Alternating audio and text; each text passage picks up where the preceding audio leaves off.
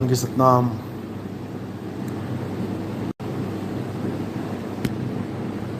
तो परमपिता परमात्मा की अपार कृपा से ये मूल ज्ञान पूरे विश्व में फैलता ही जा रहा है। बहुत बड़ी दया है मालिक की कि बहुत से विवेकी हंस इसमें जुड़ के अब अच्छे से हर बात को समझ पा रहे हैं। अब जीवन के उस परम सत्य को जान पा रहे हैं जिसके लिए जन्मों जन्मों से ये जीव भटक रहे हैं। अब मालिक की वो कृपा हुई है जिसका सबने बेसब्री से इंतज़ार किया है। सब संतों ने, सब महात्माओं ने जिस स्वर्णिम युग की महिमा गाई है, जिस समय की महिमा गाई है अपनी वाणियों में, अपने ग्रंथों में, मेरे भाई अब वो समय आ गया है। अब ऐसा समय आ गया है जब केवल और केवल सत्य का प्रचार होगा, केवल और केवल सत्य का डंका बजेगा। असत्य अब मुंह छुपाता फिरेगा। अब वो समय आ गया है। अब आत्मज्ञान का समय आ गया है। अब काया का ज्ञान सिरे से खारिज कर दिया जाएगा। अब नाशवान इस देह का ज्ञान खत्म कर दिया जाएगा और अविनाशी आत्मा को जाना जाएगा, जिसकी महिमा गीता गाती है, वेद पुराण जिसकी महिमा गाते हैं, कबीर साहब की वाणी जिसकी महिमा गाती है, अब उसको जाना जाएगा। आत्मा का जिक्र हर ग्रंथ में है, लेकिन आत्मा का भेद ना होने के कारण हम उसको समझ नहीं पाते। आत्मा की बात वेदों में भी है, आत्मा की बात पुराणों में भी है, आत्मा की बात गीता में भी है, आत्मा की बात बाइबल में भी है, कुरान में भी है, तौरेत में भी है, इंजील में भी है। आत्मा की बात कबीर वाणी में भी है, आत्मा की बात गुरु ग्रंथ साहिब में भी है, आत्मा की बात बाबा गरीबदास जी की वाणी में भी है।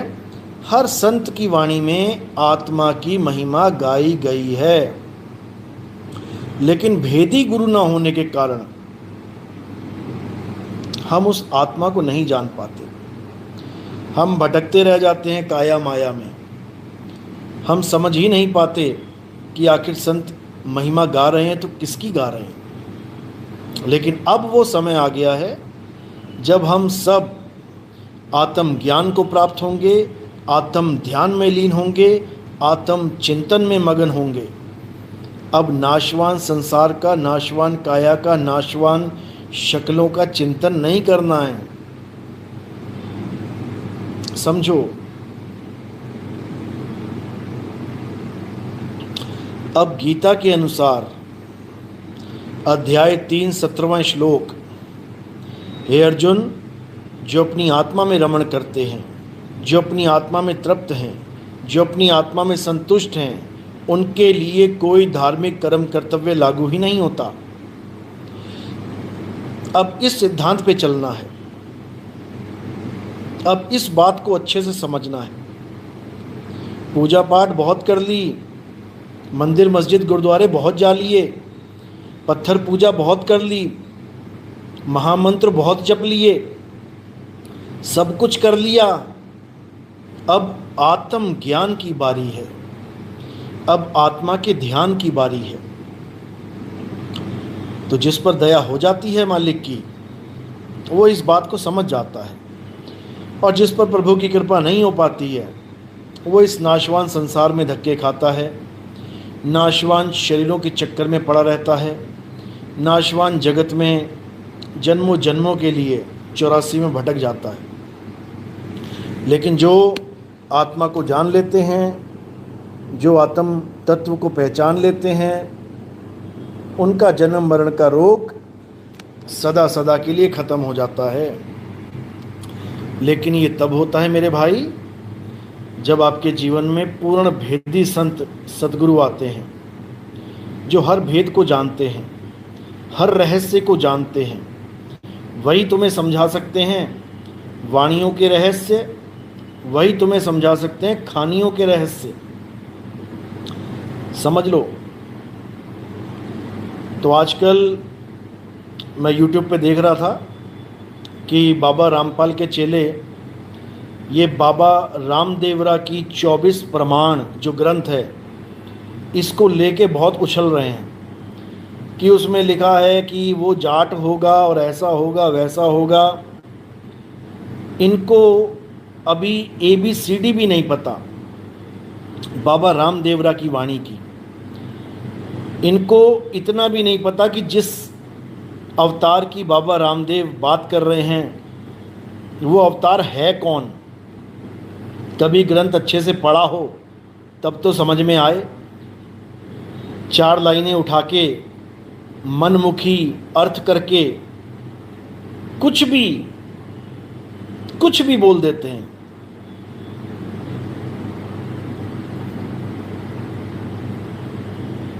समझो,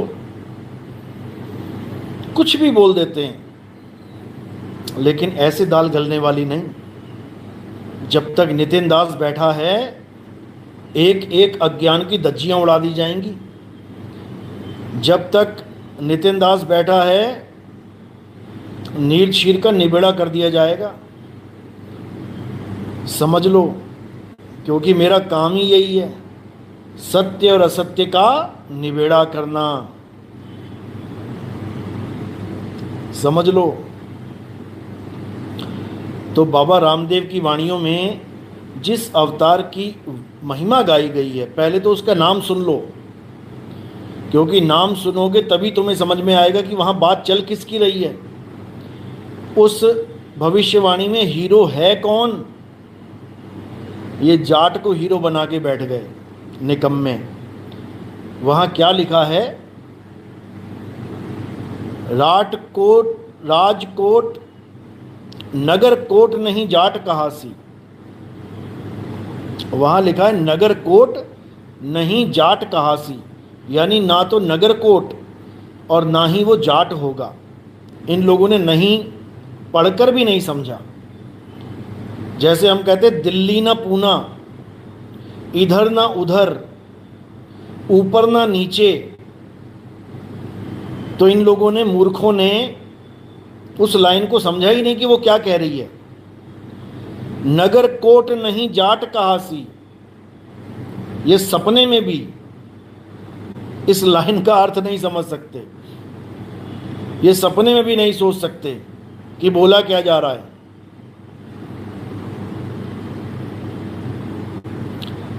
लेकिन आने वाले सत्संग में जो तीसरा पार्ट आएगा इस हंस मुनि कालदूत की जड़ें उखाड़ने के लिए, उसमें इसका भेद खोला जाएगा।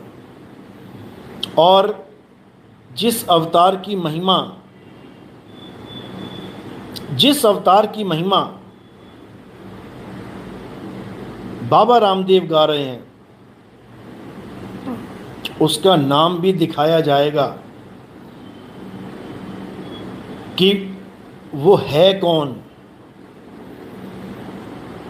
इन मूर्खों को इतना भी नहीं पता कि जितनी भी महिमा किसी भी संत ने गाई है वो आखिरी अवतार के लिए गाई है। आखिरी अवतार यानी कल की अवतार। कल की अवतार जब मैं बोलता हूं तब इसका मतलब ये मत समझ लेना कि विष्णु जी का अवतार जो घोड़े पे बैठ के आएगा, तलवार लेके आएगा। कहीं घोड़े पे बैठे कल की भगवान की तलवार हाथ में पकड़े कल की भगवान की आरतियां मत गाने लग जाना। वो एक सांकेतिक ज्ञान है। कल की अवतार आएगा तो सफ़ेद घोड़े पे बैठ के आएगा। समझो, कल की अवतार का मतलब क्या है? जो सफ़ेद घोड़े पे बैठ के आएगा। यानी जब कल की अवतार आएगा तो बुद्धि के घोड़े दौड़ने लग जाएंगे। वो बुद्धि के घोड़े पे बैठ के आएगा और विवेक की तलवार हाथ में लेके आएगा। यानी वो इतना बुद्धिमान होगा कि उसको कोई भरमा ही नहीं सकता। वो इतना बुद्धिमान होगा कि सबकी बुद्धि छोटी पड़ जाएगी उसके सामने। और उसके हाथ में जो तलवार है वो क्या है? वो विवेक की तलवार है। वो ऐसा विवेक जगाएगा लोगों का कि उस तलवार से लोग सत्य और असत्य का निर्णय करने लग जाएंगे, यानी झूठ को काटने लग जाएंगे। तलवार का काम है काटना, समझ लो। रमता राम क्या लिख रहे हैं? वो अवतार की शादी मेघड़ी से होगी, ये भी बोला गया है 24 प्रमाण में। बिल्कुल सही बोला गया है। अब ये बाबा रामपाल की शादी मेघड़ी से कब होगी? ये भी बता दो भाई। ये जेल से जो निकलने वाला है, ये मेघड़ी से शादी कब करेगा जाके? क्योंकि इन लोगों को कुछ नहीं पता इस बारे में, कुछ नहीं पता इनके बारे में, और ये बातें करते हैं बड़ी बड़ी। मेघड़ी से शादी होगी और वहां पर अविनाशी तोरण, यानी ऐसा तोरण जो अविनाशी है, जो कभी खत्म नहीं होने वाला, वो तोरण का जिक्र किया गया उस वाणी में। ये कौन सा तोरण लगाएगा? ये तो खुद नाशवान है, थोड़े दिनों में चलता बनेगा दुनिया से। ये क्या अविनाशी तोरण लगाएगा? तो भाई ये सारे भेद खोले जाएंगे, एक एक बात समझाई जाएगी।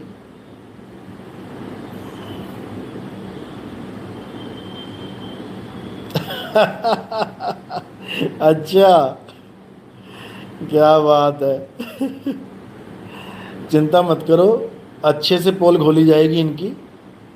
हमारा काम ही यही है, सत्य और असत्य का निर्णय करना।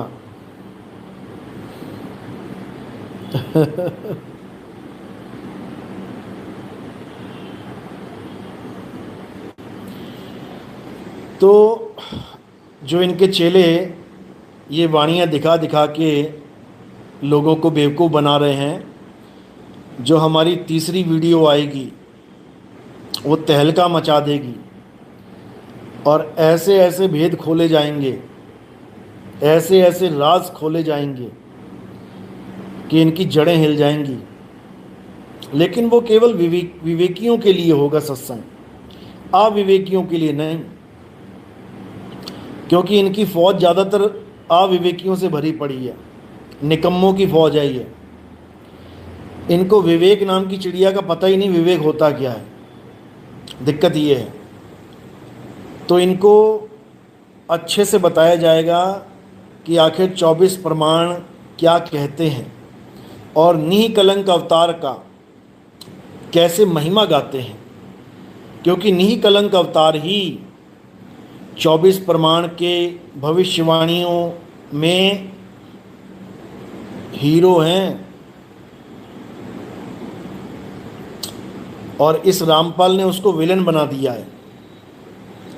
मैंने पहले भी एक वीडियो दिखाई थी आपको, स्टेटस पे लगाई थी, जिस पे ये निःकलंक अवतार को, जिसकी महिमा गरीबदास जी महाराज कलम तोड़ के करते हैं, कलम तोड़ महिमा गाई है गरीबदास जी महाराज ने। और ये उसी पंथ का पाठी होकर ये पाठ करता था, उस पंथ का, उस ग्रंथ का। ये उस ग्रंथ का पाठ करके भी नहीं समझ पाया कि निःकलंक अवतार ही आखिरी अवतार है। और ये उस निःकलंक अवतार को दुनिया भर के बुरे शब्द बोल के उसको पापी घोषित करके कि वो तो पापी होगा, और उसको 84 में भेज दिया। कहता 84 में चला जाएगा निःकलंक अवतार। तेरा बाप है वो। सबका बाप है वो 84 से निकालने आता है, वो खुद नहीं जाता 84 में। ऐसे मूर्खों से पाला पड़ गया, क्या बताया जाए। तो ये सब दिखाया जाएगा आपको। निःकलंक अवतार की महिमा जहाँ जहाँ संतों ने गाई है वो सब आपको बताया जाएगा। सिखों के ग्रंथ में भी निःकलंक अवतार की महिमा गाई गई है, वो भी सब बताया जाएगा आपको। और फिर सारे भेद खुल जाएंगे। फिर सारा खेल काल भगवान का ख़त्म हो जाएगा। इस हंस मुनि का सारा खेल समाप्त हो जाएगा और ये होके रहेगा। समझो, जो 24 प्रमाण में जिसकी महिमा गाई गई है उसका नाम भी है और उसकी अवस्था भी है, और वो जहां से आएगा हरियाले से, इन्होंने हरियाले को हरियाणा बना दिया। ये इतने शातिर, इतने मोटी बुद्धि के लोग हैं। मोटी बुद्धि के इसलिए क्योंकि इनको पता ही नहीं होता ये बोल क्या रहे हैं, और शातिर इसलिए कि अपना जुगाड़ फिट करते हैं, जहाँ जुगाड़ फिट हो जाए वहीं फिट कर लेते हैं। वहाँ पे हरियाले लिखा है, हरियाले, और इन्होंने उसको हरियाणे बना दिया। जहाँ बटाला लिखा था इन्होंने उसको बरवाला बना दिया। जहाँ लिखा था कि पंजाब में बटाला प्रांत होगा, वहाँ पर कोई संत होगा, उसकी महिमा गाई गई, इन्होंने वो बटाले को बरवाला बना दिया। ये बहुत शातिर लोग हैं। ये जेल में इसीलिए 10 साल काट के आ रहा है अब, क्योंकि बहुत शातिर आदमी है ये, बहुत शातिर है ये। लेकिन ये नहीं समझ पाता कि परमात्मा के आगे सारा शातिरपना जीरो हो जाता है भाई। परमात्मा के आगे बड़े बड़े शातिर लोग धराशायी हो जाते हैं। अभी इनको नहीं पता, जब पता लग जाएगा तो इनका खेल खत्म हो जाएगा। ये जो भी सतगुरु बने फिर रहे हैं ना, इनको सतगुरु की डेफिनेशन तक नहीं पता। सतगुरु के लक्षण कहूं अचल विहंगम चाल, और हम अमरापुर ले गए ज्ञान शब्द सरघाल। इनको डेफिनेशन तक नहीं पता सतगुरु की, होता क्या है सतगुरु, और बने फिरते हैं सतगुरु, इसीलिए जेलों में भटकते हैं। तो क्या करना है, अब थोड़ा सा इंतजार करना है, और जब वो सत्संग आएगा तो तुम्हें खुद ही समझ में आ जाएगा कि ये रामपाल के चेले कितना बड़ा जाल फैला के बैठे हैं भोले जीवों के लिए। ये 52 अक्षरों को सतनाम माने बैठे हैं। बाबा रामदेव की वाणी में आता है कि सतनाम से सारी दुनिया तरेगी, यानी सतनाम से तर जाएगी। और ये बाबा रामपाल का जो सतनाम है ये किसी काम का नहीं है। क्यों? ये खुद ही कहता है कि सतनाम भी मिल गया, सतनाम का भी तुमने जाप कर लिया, तो जब तक सार नाम नहीं मिलेगा, उसके बाद जब तक सार शब्द नहीं मिलेगा, तब तक कोई मुक्त नहीं हो सकता। जबकि बाबा रामदेव की वाणी कहती है कि सत्य नाम से ही मुक्ति मिल जाएगी। और कबीर साहब की वाणी भी यही बार बार समझा रही है कि सतनाम ही सार है। कबीर सागर की पहली लाइन आप देखेंगे, सत्य नाम है सार, बूझो संत विवेक करी, उतरो भवजल पार, सतगुरु का उपदेश यही। वहां साफ बोला है कि सतनाम के बाद कोई सार नाम, सार शब्द नहीं मिलेगा। सतनाम ही सार है, सत्य नाम है सार। इनकी आंखें क्यों नहीं देखती इस वाणी को? कबीर सागर खोल खोल के देख रहे हो। अरे पहला पन्ना, पहला शब्द ही देख लो क्या लिखा है। इन मोटी बुद्धि, इन आंखों के अंधों को, अकल के अंधों को ये नहीं दिखाई देगा, क्योंकि ये ओम सोहम को सतनाम माने बैठे हैं। इसलिए इनका सतनाम किसी काम का नहीं है। इनका सतनाम किसी को मुक्ति प्रदान कर ही नहीं सकता, क्योंकि इनका सतनाम नकली सतनाम है। कबीर साहब कहते हैं, ज्यों ही सतनाम हृदय धरया भयो पाप का नाश, और जैसे चिंगारी यगन की पड़ी पुरानी घास। अब यहाँ पर सतनाम का यानी सत्य स्वरूप का यहाँ पर बोध ज्ञान दिया जा रहा है कि जैसे ही सतनाम हृदय धरया, जैसे ही आपको सतनाम का पता लग गया, यानी अपने स्वरूप को प्राप्त कर लिया, भयो पाप का नाश, यानी वहाँ तुम अकर्ता हो जाते हो। तुम्हें पता लग जाता है कि एक भी कर्म तुम्हारे द्वारा नहीं किया गया है। सारे कर्म मन, माया और इंद्रियों के द्वारा, 5 तत्वों के द्वारा, 3 गुणों के द्वारा होते हैं। यह आत्मा तो अकर्ता है। अध्याय 3 27वां श्लोक इसी की तरफ इशारा करता है। लेकिन ये अज्ञानी इन भेद को नहीं जानते, ये अकर्ता भाव को जानते ही नहीं। ये सुबह से शाम तक खुद को कर्ता बना के बैठे हैं। मैं इतने मंत्र करता हूँ, मैं इतनी माला फेरता हूँ, मैं 3 बार पूजा पाठ करता हूँ, मैं ये करता हूँ, मैं वो करता हूँ। ये कभी कर्तापन से बाहर निकल ही नहीं सकते।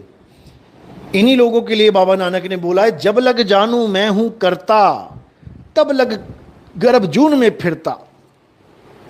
ये लोग कर्तापन से कभी बाहर आ ही नहीं सकते। क्यों? क्योंकि इनके पास सतनाम है ही नहीं, इनको स्वरूप बोध का ज्ञान है ही नहीं। ये सब अक्षर चट्टू हैं, ये सब अक्षरों को चाटने वाले हैं। ये 52 अक्षरों के पुजारी हैं। बाणियाँ साफ बोलती हैं, 52 अक्षर लोक त्रय, सब कुछ इन्हीं माही। और ये आखर खिर जाएंगे, वो आखर इनमें नाही। तो इसको समझना पड़ेगा।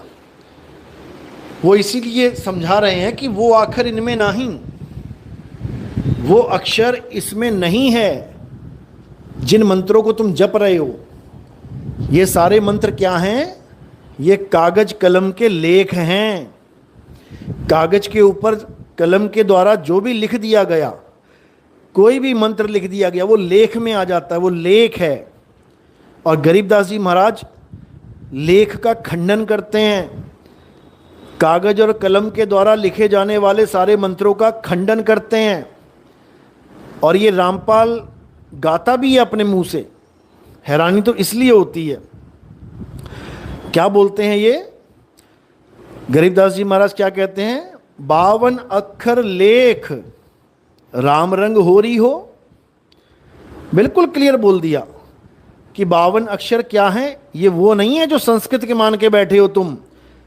जो ये हंस मुनि बताता है कि 52 अक्षर का मतलब है, जहाँ जहाँ 52 अक्षर लिखा है वो संस्कृत भाषा की तरफ इशारा है, कि वो असली नाम संस्कृत भाषा में नहीं होगा, वो हिंदी में होगा, वो कबीर सागर में लिखा होगा। जहाँ लिखा है आदि नाम है सत्य कबीरा, ये सत्य कबीरा को आदि नाम मान के बैठा है कि ये आदि नाम संस्कृत भाषा में नहीं लिखा है, हिंदी में लिखा है। ये हिंदी भाषा में लिखा है सत्य कबीरा, ये उसी को आदि नाम मान के बैठ गया है। इसकी बुद्धि को ताले लगे पड़े हैं। काल भगवान ने इसकी बुद्धि लॉक कर दी है। जबकि गरीबदास जी महाराज कह रहे हैं 52 अक्षर लेख। अब इससे केवल लेख की परिभाषा पूछ लेना कि लेख होता क्या है। लेख का मतलब होता है कागज पर कोई भी लिखा हुआ, कोई भी शब्द, अक्षर, पैराग्राफ, कुछ भी वो लेख में आता है। यानी जो चीज लिखी जाए उसे लेख कहते हैं, जो लिखने में आ जाए उसे लेख कहते हैं। लेकिन ये नहीं समझ पाया इस बात को और गा गया पूरी वाणी। इंटरनेट पे पड़ी हुई है, 52 अक्षर लेख राम रंग होरी, ये लिखोगे आ जाएगा। तो इतनी मोटी बुद्धि लेके इस दुनिया में आया है कि क्या बोला जाए। तो वाणी कह रही है 52 अक्षर लेख राम रंग होरी हो, और वो अक्षर या में नाही, राम रंग होरी हो। 2 लाइनों में क्लियर कर दिया कि वो नाम लिखने में, बोलने में नहीं आता। फिर आगे बोल रहे हैं कागज कलम कलेस, फिर भी नहीं समझ आया इसको। कागज कलम कलेस यानी कागज से, कागज के ऊपर कलम से लिखा जाने वाला हर अक्षर अगर तुम जपने लगो तो कलेस है तुम्हारे जीवन का। कागज कलम कलेस राम रंग होरी हो, वो रहा शेष का शेष राम रंग होरी हो। लेकिन ये बातें इनकी समझ में नहीं आने वाली। ये 52 अक्षर चट्टू हैं ये, और खूब चाटेंगे 52 अक्षरों को। उसके बाद 84 में ट्रांसफ़र हो जाएंगे, क्योंकि इनको पता ही नहीं है कि परमात्मा का स्वरूप होता क्या है। अभी इनकी एक पुस्तक है गहरी नज़र गीता में। अभी इनकी जो नज़र है ना, उसमें मोतियाबिंद दिखाएंगे आपको कि कितना बड़ा मोतियाबिंद हुआ इनकी आंखों में, और पुस्तक का नाम रख दिया गहरी नज़र गीता में। इनका मोतियाबिंद आने वाली वीडियो में अच्छे से ठीक कर दिया जाएगा। लेकिन फिर बोल रहा हूँ, ये केवल विवेकी लोगों के लिए है। इस सत्संग को विवेकी लोगों में शेयर करें, वो इसकी कदर करेंगे। हीरे की कदर एक जौहरी करता है, एक भिखारी नहीं करता। उसको नहीं पता ये हीरा है कांच है, उसको नहीं समझ में आएगा कि इसकी कितनी कीमत हो सकती है, समझ लो। लेकिन जो तीसरी वीडियो आएगी वो इसके 3 लोग हिला देगी, क्योंकि इतना अज्ञान इसने परोस दिया लोगों के जीवन में, इतना रायता फैला दिया है कि इसको अच्छे से साफ करना मेरा फ़र्ज बन गया है। और 5 वीडियो में तो ख़त्म हो जाएगा खेल इसका। और सबसे खुशी की बात है कि ये बाहर आ रहा है। अभी 10 साल तक छुपा बैठा था, क्योंकि मैंने तो तभी फ़ोन कर दिया था जब इसने लगभग 2009-10 में एक ज्ञान चर्चा की जो सबको चुनौती दी थी। पूरे विश्व के संतों को बोला था आओ हमसे ज्ञान चर्चा करो। मैंने तभी फ़ोन घुमा दिया था इनको। इसके भाई से भी मेरी बात हुई। मैंने 14 नंबर जो मैंने सत्संग डाला है आप उसको सुन सकते हैं। और इनके कई कोऑर्डिनेटरों से भी मेरी बात हुई। उन्होंने इससे पूछा भी कि एक नितिन दास करके है, वो आपको कह रहा है कि आप ज्ञान चर्चा करो। तो ये साहब मुकर गया, बिल्कुल मुकर गया। उस भाई की रिकॉर्डिंग तक पड़ी है मेरे पास। उसने खुद पूछा था, क्योंकि कोऑर्डिनेटर था। कोऑर्डिनेटर इन लोग से बात कर सकते हैं, आम जनता को इनका नंबर नहीं पता होता, लेकिन कोऑर्डिनेटरों को इनका नंबर पता था। क्योंकि कोऑर्डिनेटरों को ये जो हंस मुनि है, ये कोई ना कोई दिशा निर्देश देता रहता था, क्या करना है कैसे करना है। तो उस वक्त जब मैंने बोला था कि भाई हमारी ज्ञान चर्चा करवा दो, हम तैयार हैं, तो ये दोनों मुकर गए। इन्होंने साफ मना कर दिया कि हम नितिन दास से चर्चा नहीं करेंगे। और बहाना क्या बनाया कि उसके चेले कम हैं। बताओ, मतलब चर्चा भी उससे करेंगे जिसके चेले ज़्यादा हों।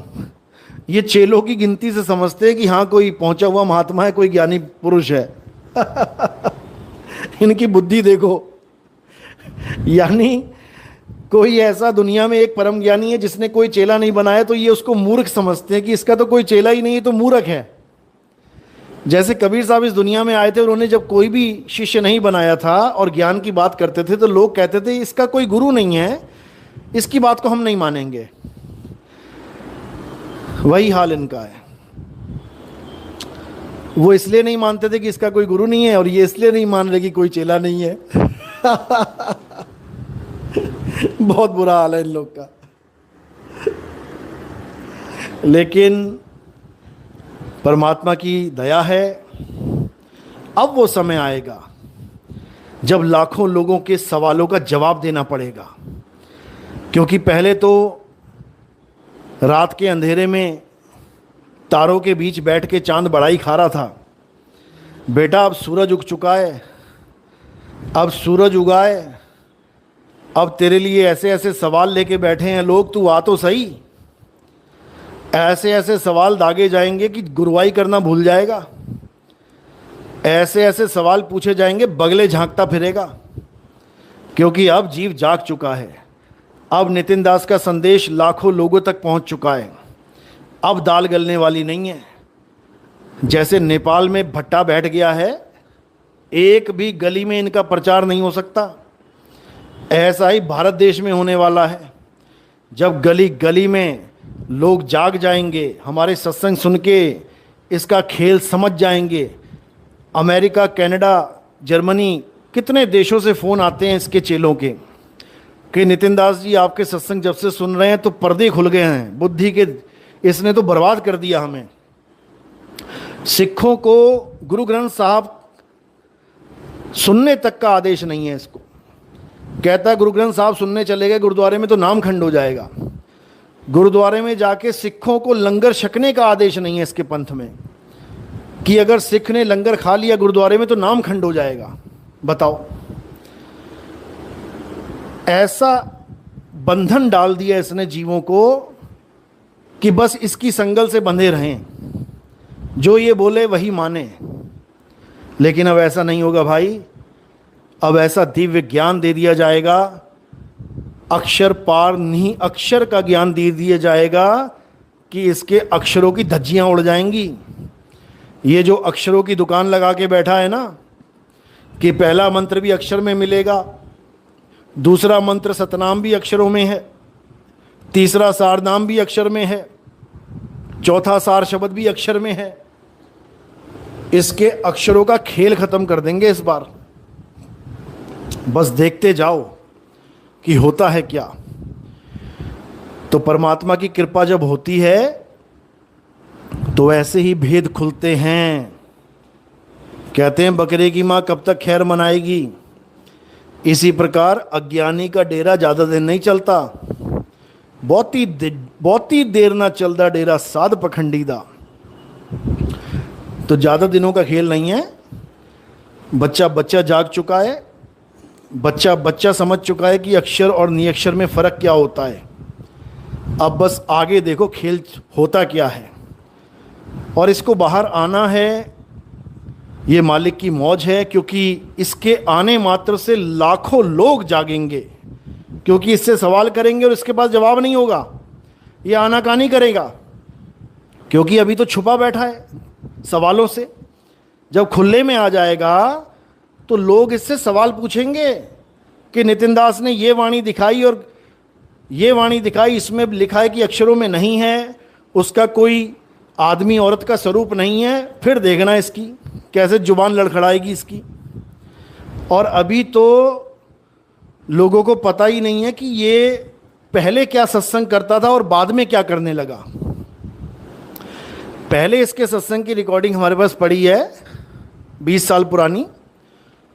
उसमें ये बोल रहा है कि जब तक तुम जीव से पीव नहीं हो गए तब तक तुमने क्या खाक भक्ति करी है।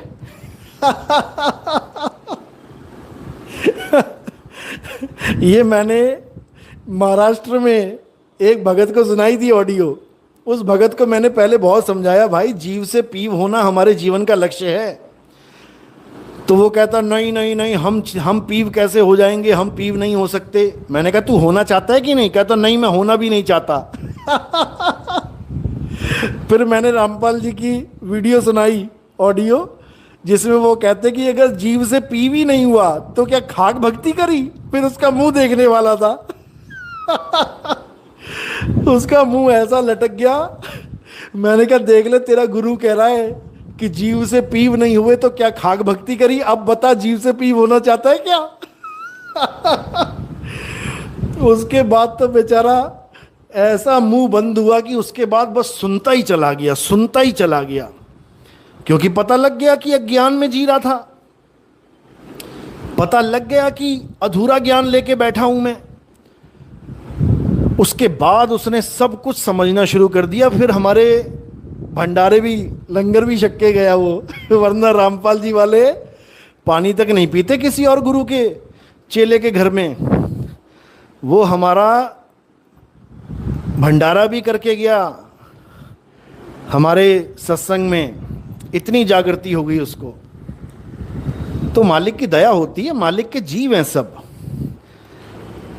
अपने जीवों को कैसे जगाना है वो खूब अच्छे से जानता है। सतनाम सतनाम सतनाम। चलो अब थोड़े कमेंट्स भी ले लेते हैं।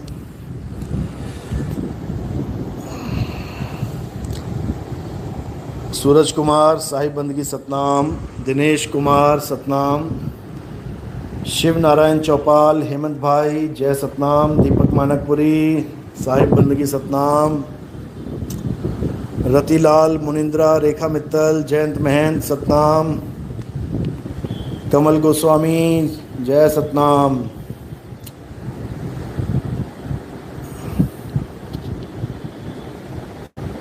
जय बंदी छोड़ की।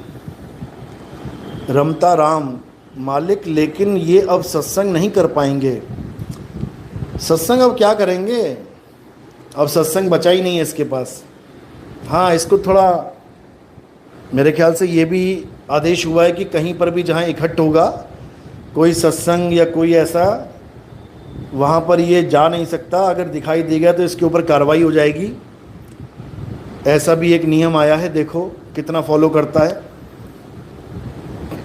क्योंकि इसने पहले भी कई बार उल्लंघन किया है कोर्ट के आदेशों का। जब इसको बुलाया जाता था ये बहाना मारता था कि मैं बीमार हूँ, मैं ऐसा हूँ, मैं वैसा हूँ। डॉक्टर के साथ फ़ोटो खिंचवा के भेज देता था, नेट पे वायरल है। लोगों को कहता है तुम्हारी बीमारियाँ ठीक हो जाएंगी, और कोर्ट से बचने के लिए खुद ही बीमार होके बैठ जाता था। जनता फिर भी नहीं समझ पाएगी क्या ढोंगी है ये, क्या ढोंग कर रहा है। अमित शर्मा, मालिक ज्ञान खोल दो। बिल्कुल खुलेगा, अब तो ऐसा खुलेगा कि बस देखते जाओ। गोलू साहू, सतनाम सतनाम, जय सतनाम। एम के राणा, सतनाम। अस्मिता कुमारी, जय सतनाम।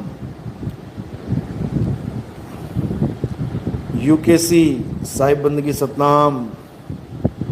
सुरेंद्र कुमार साहब, मुझे अनुराग सागर चाहिए। अनुराग सागर आपको आप बस स्टैंड पे या रेलवे स्टेशन पे जाएंगे तो वहाँ जो स्टॉल होता है बुक्स का, वहाँ पे आपको मिल सकता है। या फिर कोई धार्मिक पुस्तकालय जो आपके शहर में कोई खुला हो, वहाँ पे मिल सकता है। तो आप वहाँ पर जाके पता करिए। रिंकू राजपूत, सतनाम सतनाम, साहिब बंदगी। हरवीर पंत, सतनाम। कृष्ण शर्मा, जय सतनाम, जय सतनाम। जय बंदी छोड़ की।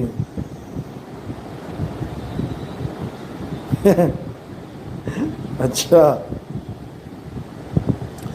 मालिक ये यमराज जी के चेले बोलते हैं। यमराज के चेले, क्या बात है।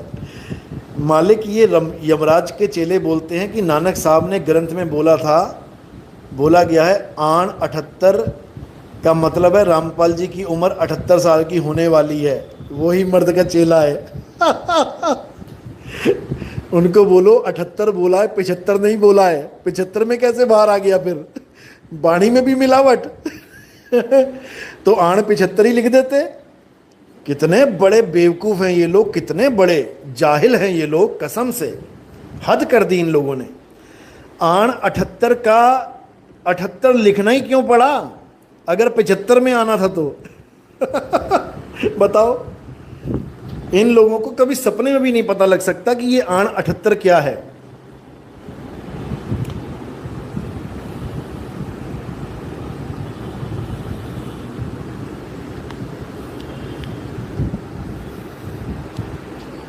कभी सपने में भी पता लग जाए इन लोग को, क्योंकि मूर्ख बनाना है लोगों को बस। हद हो गई। किसी की डेथ हो जाए 78 साल में तो क्या 75 लिखोगे कि जी वाणी में 75 लिखा है तो ये 78 में नहीं मरा, ये 75 में ही मर गया।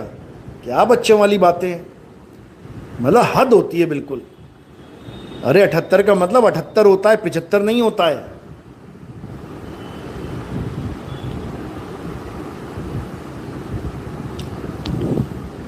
सतनाम सतनाम सतनाम सतनाम,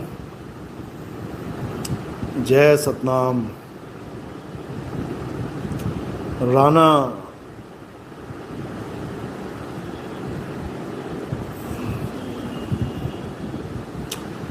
किरण केसरी, सतनाम साहिब बंदगी। वरुण भल्ला, सतनाम। नंदूदास, जय सतनाम। दिनेश की दुनिया, बाबा जी मैं आपसे कुछ प्रश्न कर सकता हूँ? बिल्कुल कर सकते हो। ये लाइव सेशन इसीलिए दिया गया है प्रश्न करने को। करण कुमार उत्तर प्रदेश, कहाँ से हैं गुरुजी? मेरा जन्म स्थान पंजाब, रूपनगर, नंगल डैम है, जहाँ 3 तरफ से पानी का संकेत दिया गया था कि 3 तरफ पानी होगा, वहाँ वो दिव्य ज्ञान उजागर होगा। रूपनगर, जहाँ अपने स्वरूप की बात चलेगी। सतलुज नदी, जहाँ सत्य का डंका बजेगा।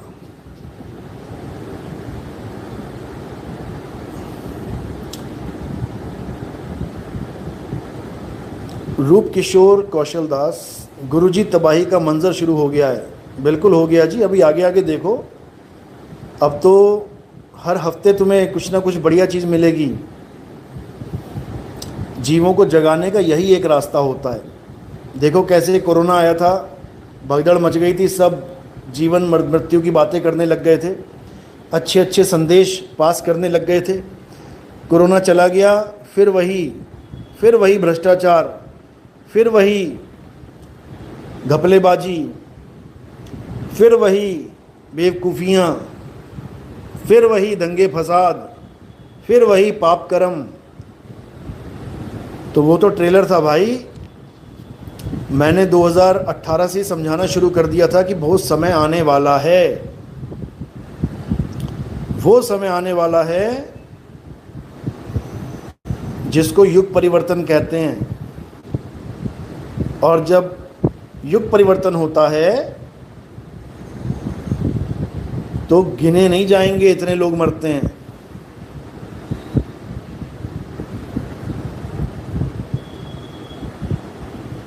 समझो।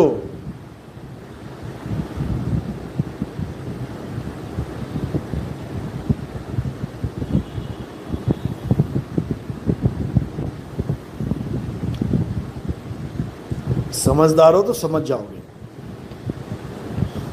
मारिया खान, हेलो अंकल, कैसे हैं आप? कहाँ से हैं? हम आपको वीडियो से देखते थे, पर आज रियल में लग रहा है। बात कर सकते हैं, बात कर रहे हैं।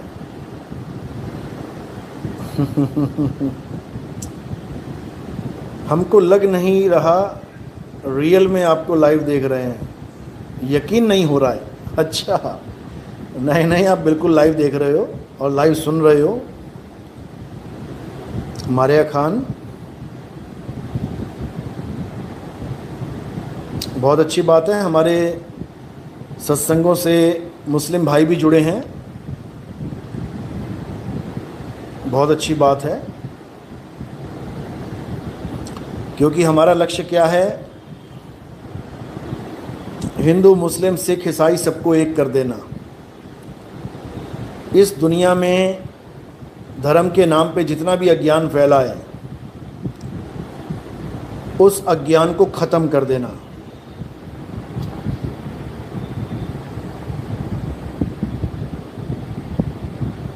अज्ञान खत्म होगा तो अपने आप ज्ञान उजागर हो जाएगा।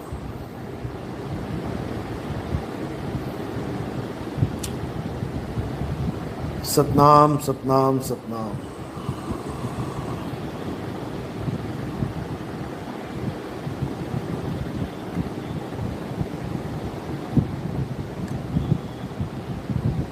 तो अच्छे से समझ लो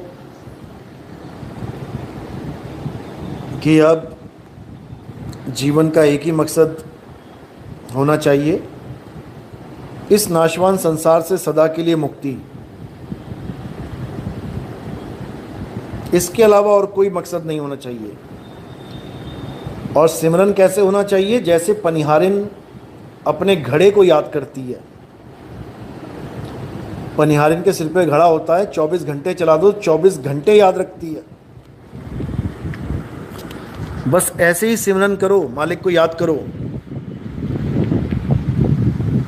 24 घंटे सुमिरन की सुध यूं रहे, ज्यों गागर पनिहार। और बोले डोले सूरत में कहें कबीर विचार। अब ऐसा होना चाहिए आपका ध्यान भजन। ध्यान किसी शरीर का नहीं करना है कि कोई बाबा जी से नाम ले लिया तो उस बाबा जी को ध्याने लग जाऊं, कि वो बाबा जी आएंगे लेने। फिर किसी दूसरे बाबा से नाम ले लिया तो उसका इंतजार करने लग जाओ, वो बाबा जी आएंगे लेने। फिर तीसरे बाबा से नाम ले लिया तो उसका इंतजार करने लग जाओ, वो बाबा जी आएंगे लेने। पता लगा तीनों ही नहीं आए। तो इस घोर अज्ञान को त्यागो। कोई बाबा किसी को लेने नहीं आएगा, बाबा खुद पहुंच जाए, यही बहुत बड़ी बात है। बाबा विहंगम चाल देता है। तुम अलल पक्षी हो, अलल पक्षी उड़ना भूल गया है, उस अलल पक्षी को उड़ना सिखाया जाता है। बाबा उड़ना सिखाता है, इसी को विहंगम चाल कहते हैं। बाबा ये नहीं कहता तुझे कंधे पे लाद के लेके जाऊंगा, वो बाबा है ही नहीं जो ये बात कर दे कि तुम्हें मैं पार करवाऊंगा। बाबा कहता है बेटा ये है चाल, इसको विहंगम चाल कहते हैं। ये है तेरा घर, उड़ारी मार और छोड़ दे संसार। इसी को बोला है। सतगुरु के लक्षण कहूं अचल विहंगम चाल। अचल, अभी अचल क्या है? जिस दिन ये समझ में आ गया ना हंस मुनि के, उस दिन चरणों में आके गिर पड़ेगा। उस दिन माथा टेकने आएगा ये, क्योंकि अभी ये उन लोगों की सैर करवा रहा है, खुद भी कर रहा है और लोगों को भी करवा रहा है, जहां पर अचल हुआ ही नहीं जा सकता। लोगों को बोलता है कि तुम्हारे बीवी बच्चे भी सारे सतलोक चले जाएंगे। इसको कोई पूछने वाला हो कि तू तो केवल इस जन्म की बीवी का ठेका लेके बैठ गया, मेरे जन्मों जन्म हो लिए, जन्मों जन्म के बच्चे हो लिए, जन्मों जन्म की बीवियां हो ली, वो कहाँ जाएंगी? और इतने जन्मों में केवल यही जन्म की बीवी को मैं अपना मानूं क्या?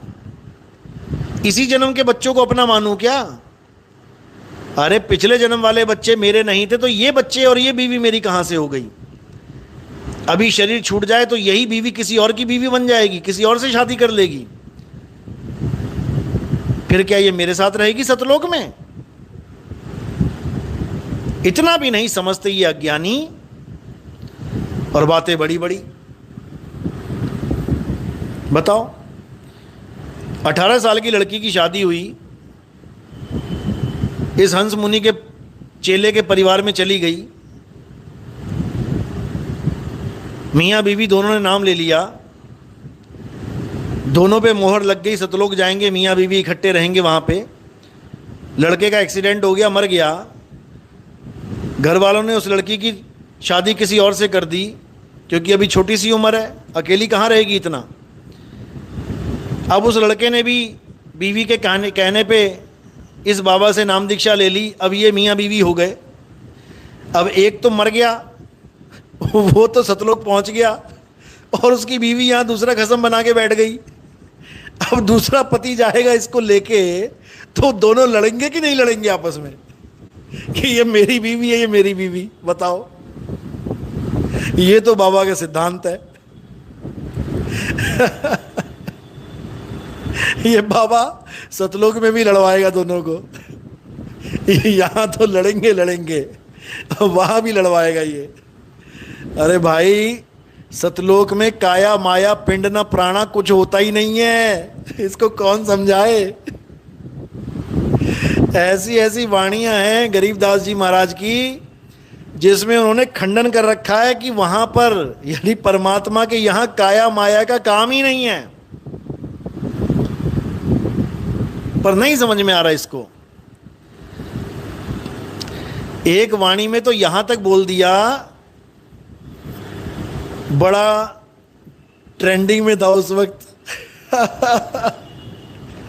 2010 की बात है, जब आर्य समाज वाले काफ़ी पीछे पड़ गए थे रामपाल जी के चेलों के। पता नहीं कौन सी वाणी बोली थी कि कबीर साहब के गुदा और लिंग नहीं है, ऐसे करके कोई वाणी थी। तो पता नहीं कहाँ से उठा लाए वो, उन्होंने इतना मजाक उड़ाया कबीर साहब का कि हद ही कर दी। और ये गरीबदास जी की शायद वाणी में था कहीं जिक्र। अब वो तो बता रहे हैं कि वहाँ पर लिंग गुदा का काम नहीं है, और कई वाणियों में लिखा उन्होंने वहाँ पर पीठ पेट का काम भी नहीं है, पीठ ना पेट ये भी लिखा है। यानी वो इशारा कर रहे हैं वहाँ पर कोई हाथ नहीं है, कोई पैर नहीं है, कोई लिंग नहीं है, कोई गुदा नहीं है, कोई सिर नहीं है, कोई कंधे नहीं है, वहाँ काया माया का खेल ही नहीं है, वहाँ तो आत्म स्वरूप का खेल है। लेकिन ये मूर्खानंद क्या बोलूं मैं, ये इसको समझ ही नहीं पाया, कभी समझ ही नहीं पाया वाणियों को, तो गुरु बन के बैठ गया। मैं डालूंगा, शॉर्ट्स देखते रहना, मैं शॉर्ट्स में डालूंगा गरीबदास जी की वाणी है जहां पर वो काया का पूरा खंडन कर रहे हैं कि शरीर नाम की चीज ही नहीं है वहां पे। और देवी भागवत महापुराण में भी मैंने बताया था कि वहां पर भी यही बताया गया है कि काया यानी शरीर बनने से पहले मैं काया हूं ही नहीं, मैं आत्मा हूं। ये संसार बनने से पहले मैं न नर हूं, न नारी हूं, न नपुंसक, तीनों कैटेगरियां खत्म कर दी। लेकिन ये समझ ही नहीं सकते।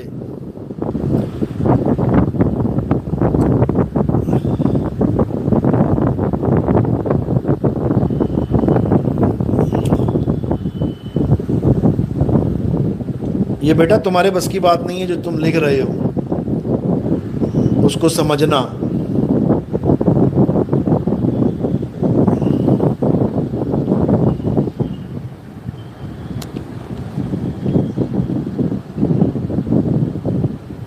पंकज साहिब बंदगी सतनाम गुरुजी, प्रथम नाम दीक्षा दे दीजिए, बहुत दिन से मैसेज कर रहा हूँ।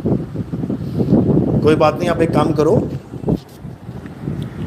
आप व्हाट्सएप पे दोबारा भी मैसेज करो मुझे, लाइव ख़त्म होने के बाद एक मिस कॉल दे देना मुझे, व्हाट्सएप पे मिस कॉल दे देना, तो मैं प्रथम दीक्षा आपको दे दूंगा उसमें। मंजिता साहिब, इंग्लिश समझने वालों को आपकी सत्संग कैसे समझ में आएगी? इंग्लिश समझने वालों को जल्दी समझ में आता है। ये देवी देवता की पूजा करने वालों को बहुत देर लग जाती है समझाने में, लेकिन अंग्रेज़ों को यानी ईसाइयों को, यहूदियों को और मुसलमानों को समझाना बहुत आसान होता है। अगर कुछ रोकता है तो इनको केवल कट्टरवाद रोकता है, अदरवाइज इनको समझाना आसान है। लेकिन ये थोड़े कट्टर होते हैं कि नहीं हम किसी की नहीं सुनेंगे, यहाँ पर थोड़ी दिक्कत आ जाती है। नहीं तो गुरु ग्रंथ साहब में भी बोला गया है, हिंदू और तुर्क इनका कंपेयर किया गया है। अगर एक हिंदू और एक तुर्क यानी मुसलमान को अगर आप समझाओगे तो गुरु ग्रंथ साहब क्या बोलता है, हिंदू अन्ना मुस्लिम काना, यानी हिंदू को अंधा बोल दिया है। गुरु ग्रंथ साहब की वाणी है ये, जो सिखों का गुरु ग्रंथ साहब है उसमें ये वाणी लिखी है, हिंदू अंधा मुस्लिम काना और दोहां ते ज्ञानी सियाणा। यानी हिंदू को अंधा बोल दिया है। अंधा क्यों बोला, कारण क्या है कि हिंदू नहीं समझ पा रहा कि मूर्ति भगवान कैसे हो सकती है। उसको आँख का नहीं, उसको अकल का अंधा बोला है। यानी वो इतना विवेकी नहीं है कि ये समझ पाए कि यार एक पत्थर को भगवान कैसे बोल दूं मैं। जिस पत्थर को चप्पल लेके इंसान उसके ऊपर चढ़ के मूर्ति बनाता है, मैंने वीडियो भी डाली है, शॉर्ट वीडियो, उसको मैं अल्लाह कैसे मान लूं, उसको मैं ईश्वर कैसे मान लूं। ये नहीं समझ पाता, इसलिए उसको अंधा बोला है। हिंदू अंधा, मुस्लिम काना।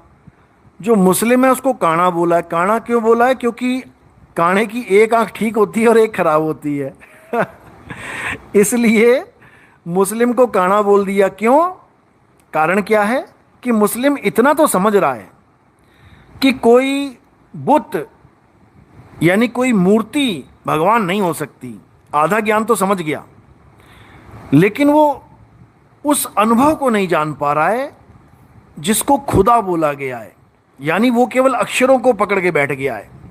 मैं नमाज पढ़ लूँ, 5 टाइम की नमाज पढ़ लूँ, नमाज पढ़ लूँ, नमाज पढ़ लूँ, बस उसके दिमाग में इतना घुस गया है कि पत्थर की पूजा नहीं करनी है, नमाज पढ़नी है। इसलिए उसको काना बोला गया है कि सत्य से वो भी दूर है। हिंदू अंधा, मुस्लिम काना, दोनों से ज्ञानी सियाणा। अब दोनों से ज्ञानी सियाणा यानी ज्ञानी जिसको ज्ञान हो जाए, जिसको अल्लाह का अनुभव हो जाए, जिसको राम का अनुभव हो जाए, जिसको वाहिगुरु का अनुभव हो जाए, जिसको गॉड का अनुभव हो जाए, जिसको जीते जी वो प्राप्त हो जाए जिसके लिए दुनिया दीवानी होके घूम रही है, जिसके लिए दुनिया पागल होके घूम रही है, जिसके लिए बड़े बड़े धर्म, बड़े बड़े ग्रंथ रचे गए हैं, वो चीज जीते जी मिल जाए। तुर्कू लिखा है, हिंदू अन्ना तुर्कू काना और दोहाते ज्ञानी सियाणा। दोनों से ऊंचा कौन है? ज्ञानी, यानी ना हिंदू ना मुसलमान। इसीलिए कबीर साहब को जब लोग पूछते थे आप हिंदू हो कि मुसलमान, वो कहते हिंदू कहो तो हूं नहीं और मुसलमान भी नहीं। ना तो मैं हिंदुओं का कोई भी जितना भी सिस्टम है पूजा पाठ का उसको फॉलो करता हूं, ना ही मैं मुसलमानों का ये नमाज ववाज मैं नहीं पढ़ता, मुझे नमाज की जरूरत नहीं है और ना मुझे किसी पूजा पाठ की जरूरत है। हिंदू कहो तो हूं नहीं, मुसलमान भी नाही, 5 तत्व का पुत्रा और गैबी खेले माही। क्योंकि मैं उसकी महिमा गा रहा हूं जो 5 तत्व के पुतले को चला रहा है। गैबी, गैबी यानी गायब वस्तु जो इन आंखों से नहीं दिखाई देती, मैं उसकी महिमा गाता हूं, उस आत्मा की महिमा गाता हूं, आत्म ज्ञान की बात करता हूं। समझो, लेकिन ये बातें किसी के समझ में नहीं आएंगी। जिस पर मालिक की मोहर लग गई है, जिस हिंदू के ऊपर मालिक की मौज लग गई, मालिक की मोहर लग गई, उसको समझ में आएगी। जिस मुसलमान भाई के ऊपर अल्लाह की मेहर हो गई, अल्लाह की मोहर लग गई, उस मुसलमान भाई को समझ में आएगी मेरी बात। वो जो पाकिस्तान से फ़ोन आया था, देखो ज्ञान को इतने अच्छे से समझ रहा है, यहाँ तक कि नमाज पढ़ना छोड़ दिया उसने। कहता है नमाजों में कुछ नहीं रखा, 52 अक्षर हैं, समझ में आ गया मेरे। मुझे उस तत्व की तलाश है जो मेरे पास है। मोह को कहाँ ढूंढे रे बंदे, मैं तो तेरे पास में। बहुत से मुसलमान भाई हैं जो 52 अक्षरों का खेल समझ रहे हैं, अब धीरे धीरे 52 से परे हो रहे हैं। शुरुआत हो चुकी है और देखते देखते देखते जब 52 का डोर टूट जाएगा तो ये दज्जाल ये हार जाएगा। जब 52 का टूटे डोरा, सहजे छूटे काल झकोरा। ये काल भगवान, ये दज्जाल, ये तब हार मान लेगा जब 52 का डोर तोड़ने की हिम्मत आ जाएगी तुम्हारे अंदर। अभी तो सारे 52 के गुलाम हुए पड़े हैं। हिंदू से राम नहीं छूट रहा, मुसलमान से अल्लाह नहीं छूट रहा, सिख से वाहिगुरु नहीं छूट रहा और ईसाई से गॉड नहीं छूट रहा, यहूदियों से यहोवा नहीं छूट रहा। ये सारे 52 अक्षर हैं मेरे भाई। 52 अक्षर लोकत्रय, सब कुछ इन्हीं माही। ये आखर खिर जाएंगे, वो आखर इनमें नाही। तो जब 52 अक्षर छूटेंगे तब तुम्हें समझ में आएगा कि 52 से परे क्या चीज है। तुम्हें प्यास लगी है और तुम 52 के भरोसे बैठ गए। एक जप रहा है जल जल जल जल जल, दूसरा जप रहा है water water water water water. तीसरा जप रहा है पानी पानी पानी पानी, चौथा जप रहा है नीर नीर नीर नीर, पांचवा जप रहा है तोय तोय तोय। पांचों ही मर जाएंगे प्यासे। ये पांचों ही मर जाएंगे प्यासे, क्योंकि 52 अक्षर से प्यास बुझने वाली नहीं है। 52 को छोड़ो, 52 अक्षरों का जो नाम है वो सांकेतिक ज्ञान है। पानी एक सांकेतिक ज्ञान है। जब तुम मुंह से कहते हो ना भैया पानी दे दो, तो वो संकेत करता है किसकी तरफ? उस पानी की तरफ जो घड़े में पड़ा है, उस पानी की तरफ जो बोतल में पड़ा है, उस पानी की तरफ जो तालाब में है। समझो, उस पानी को पाना है, अक्षरों को पकड़ के नहीं बैठे रहना है। मैं 5 बार पानी पानी जपता हूं, मैं 20 बार पानी पानी जपता हूं, मैं 1008 बार पानी पानी जपता हूं। अरे पानी पानी जपता जपता प्यासा ही मर जाएगा। छोड़ पानी पानी रटना। और पानी को खोज कहां है? पानी, वो पानी तेरे पास में है। समझो। तो कबीर साहब भी यही कह रहे हैं, अरे कबीर कबीर क्या करे तू खोज आपन शरीर, ये 10 इंद्रियां बस में कर तू आपे आप कबीर। अरे कक्का केवल नाम है बब्बा ब्रह्म शरीर, रारा सब में रम रहा वाको नाम कबीर। समझो बात को। कबीर साहब को ढूंढने मत चले जाना। पता लगा जंगलों में ढूंढ रहे हो, पहाड़ों पे ढूंढ रहे हो, कबीर साहब कहाँ हैं, कबीर साहब कहाँ हैं। अरे मोको कहाँ ढूंढे रे बंदे, मैं तो तेरे पास में। ना मैं जप में, ना मैं तप में, ना एकांत निवास में, नहीं प्राण में, नहीं पिंड में, ना ब्रह्मांड आकाश में। और खोजी होए तुरंत मिल जाऊं एक पल की तलाश में। और कहें कबीर सुनो भाई साधो, मैं तो हूं विश्वास में। अभी नहीं समझ में आएगा।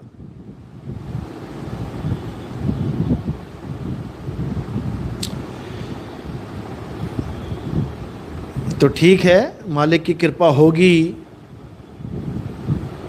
तब समझ पाओगे नितिन दास क्या बता रहा है, क्योंकि लोगों को भी पता ही नहीं है कि नितिन दास है कौन। अभी इस काया को नितिन दास मान के बैठे हैं, शरीर को देख के जलते रहते हैं कि यार ये हर शहर में, हर गांव में, हर प्रदेश में छाया हुआ है। शरीर को देख के जलते रहते हैं। इनको नहीं पता कि नितिन दास कोई शरीर नहीं है बेटा। नितिन दास तुम्हें तुम्हारा स्वरूप बताने आया है। नितिन दास तुम्हें समझाने आया है कि तुम क्या हो। नितिन दास तुमको शरीर नहीं रहने देगा और तुम नितिन दास को शरीर मान बैठ गए हो। नितिन दास तुम्हें समझाने आया बेटा तू शरीर नहीं है, और तुम नितिन दास को ही शरीर मान बैठे। वाह जी वाह। तो इसीलिए गलती से भी मुझे शरीर मत मान लेना। गलती से भी मैं तुम्हें शरीर नहीं रहने दूंगा। समय आ गया है, अब वो समय आ गया है जब तुम्हें तुम्हारा स्वरूप प्राप्त होगा। ये काया माया से छुटकारा मिलेगा, ये बार बार जन्मने मरने से छुटकारा मिलेगा, सदा सदा के लिए। समझो, क्योंकि अब सत्य को जानना है। और सत्य क्या है? तुम्हारा स्वरूप ही सत्य है। सत्य स्वरूपी नाम साहिब का, सो निज नाम हमारा।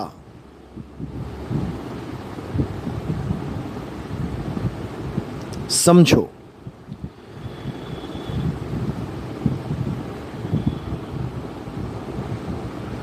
जब तुम अपने स्वरूप को जानोगे, जब तुम अपने स्वरूप को जानोगे, तब तुम समझ पाओगे परमात्मा का स्वरूप क्या है। क्योंकि दोनों में अंतर है ही नहीं। गुरु ग्रंथ साहब में वाणी समझा रही है अज्ञानी जीवों को, तो ही मोही मोही तो ही, अंतर कैसा, कोई अंतर नहीं है। समझ लो। जयंत महंत, गुरुजी ये शरीर 52 अक्षर कैसे है, 52 कैसे है? क्योंकि हमारे शरीर में ही 52 अक्षर हैं। अलग अलग चक्रों पे अलग अलग अक्षरों का निर्माण है। इसीलिए साहिब ने बोला कि 52 अक्षर लोक त्रय, त्रय यानी 3 लोक। 3 लोक कहाँ है? ये काया ही 3 लोक है। 3 लोक है देह में, रोम रोम में धाम, और बिन सतगुरु ना पाइए सार शब्द निज नाम। यानी इस शरीर में, इस 3 लोक में 52 अक्षर विराजमान हैं, लेकिन वो अक्षर इन 52 में नहीं है, यानी इस काया में नहीं है, यानी इस 3 लोक में वो नहीं है। 3 लोक से न्यारा जान, तब बात बनेगी। और अगर 3 लोक में ढूंढते रह गए, इन 52 अक्षरों में ढूंढते रह गए, तो बात नहीं बनेगी। समझो। तो इन 52 से परे सत्य स्वरूप को जानो, तभी कल्याण होगा। सबके जीवन का एक ही लक्ष्य होना चाहिए, अपने सत्य स्वरूप को प्राप्त करना। हिंदू, मुस्लिम, सिख, ईसाई, यहूदी, जैन, बौद्ध, आस्तिक, नास्तिक जितने भी हैं, ये सब अपने स्वरूप को पहचानो। किसी की पूजा करने की जरूरत नहीं है, किसी की शक्ल का ध्यान करने की जरूरत नहीं है, किसी के शरीर की आस लगाने की जरूरत नहीं है कि कोई आएगा लेके जाएगा। निकाल दो दिमाग से।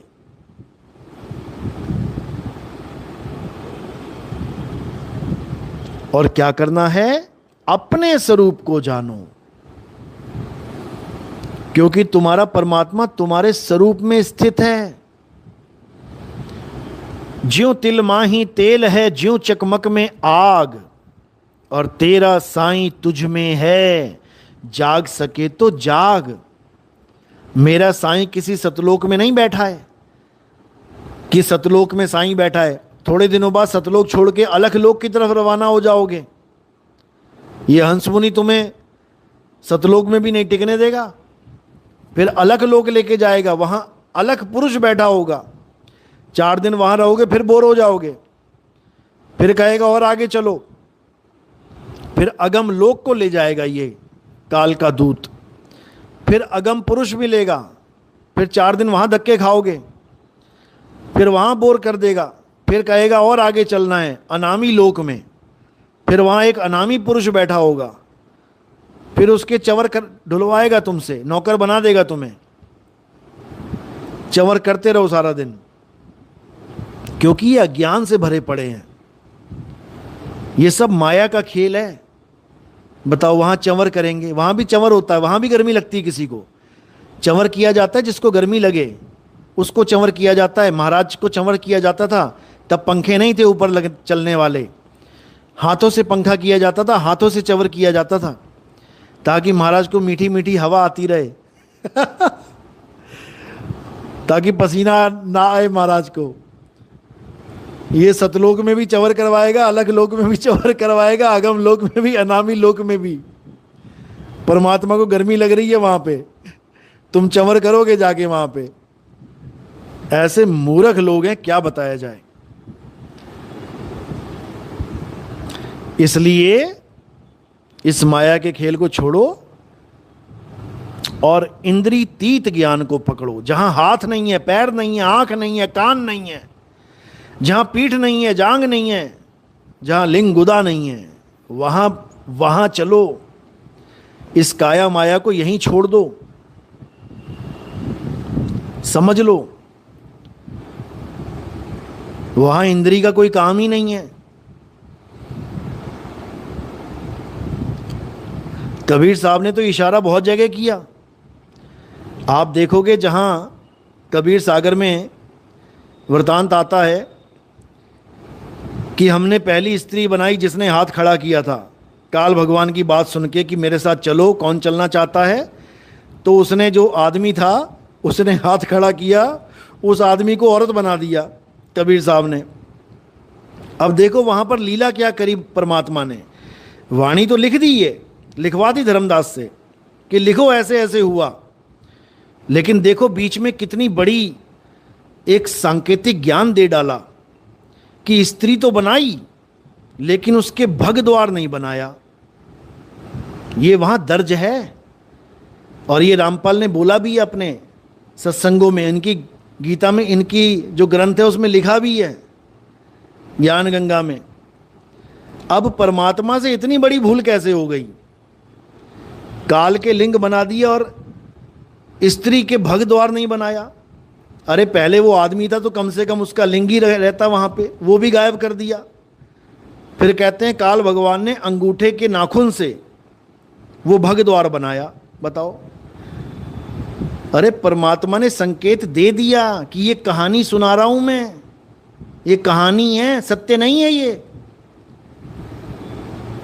फिर भी नहीं समझ में आया इन लोग के, क्योंकि वहां पर इंद्री का कोई काम ही नहीं है। इंद्रियतीत है वो, देहातीत है वो, अक्षरातीत है वो, कायातीत है वो, मनोतीत है वो, मायातीत है वो। नहीं समझ में आया इन लोग के। बताओ, जब परमात्मा ने स्त्री बनाई, उसके इंद्री नहीं दी, तो आगे और स्त्रियां बन रही, उनके कैसे इंद्री बन गई? फिर जब परमात्मा ने नहीं बनाई तो इसका मतलब परमात्मा ने कोई गलती थोड़ी नहीं की। परमात्मा वो होता है जिससे गलती ना हो, वो होता है परमात्मा जिससे कभी कोई गलती ना हो। तो परमात्मा ने अधूरा शरीर बना दिया औरत का, जो काल भगवान ने पूरा कर दिया। बताओ, इन मूर्खों को बस सींग लगने की कमी है। सींग लग जाए इन लोग के तो ठीक रहेगा, पता लग जाएगा कि हाँ ये मूर्ख है, ये बिना सींग के ज्ञानी बने पड़े हैं। बताओ, ऐसे मूर्ख नहीं देखे मैंने जीवन में। यानी परमात्मा को इतना भी नहीं पता था कि काल को इंद्री दे दी है और स्त्री को इंद्री देनी है कि नहीं देनी है। परमात्मा को नहीं पता था कि स्त्री का मतलब क्या होता है। हद कर दी इन लोगों ने और बने बैठे हैं जगत गुरु। ठगत गुरु हैं ये, ठगत गुरु।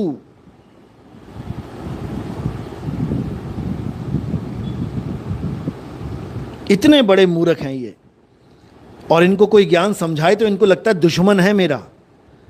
इनको दुश्मन लगता है, जो इनको कोई समझाए कि मुक्ति कैसे मिलेगी, 52 से परे मिलेगी, तो इनको दुश्मन लगता है।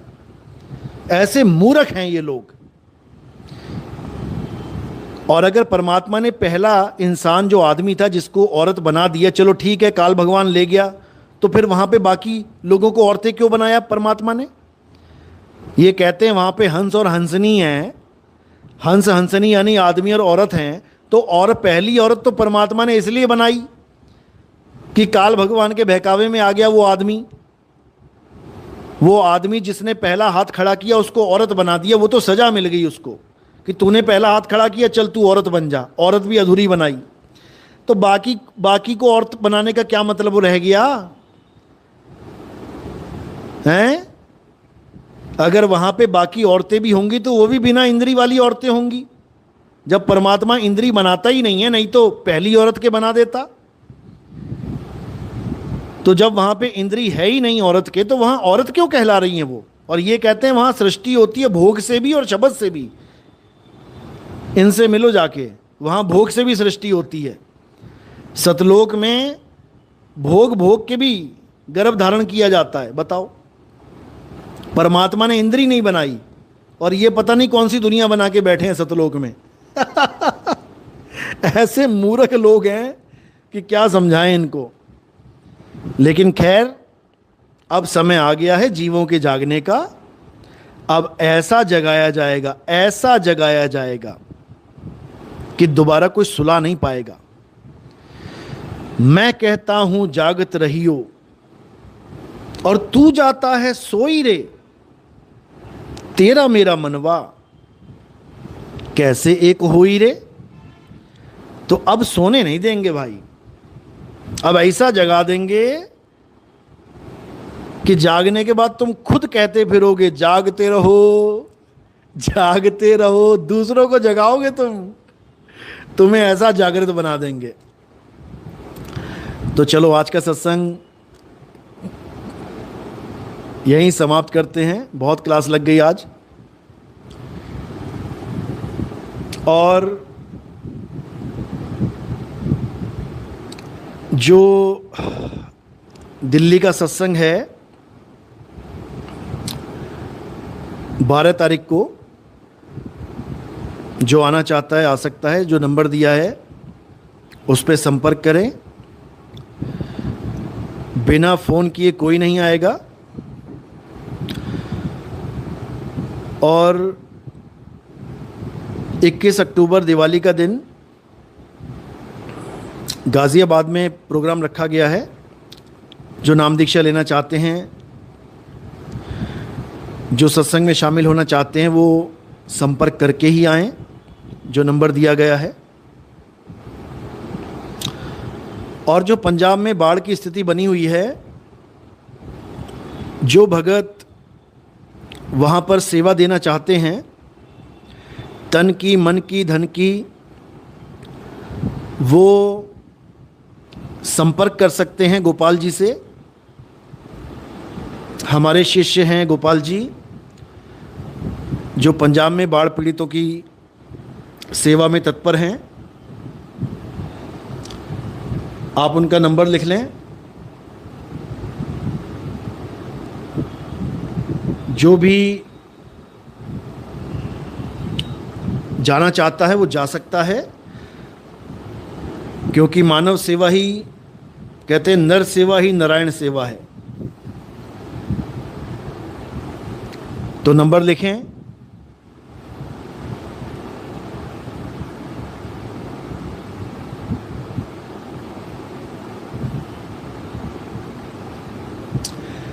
नाइन